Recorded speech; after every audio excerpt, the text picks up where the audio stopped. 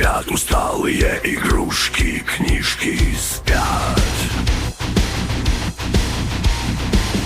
Одеяло и подушки ждут ребят.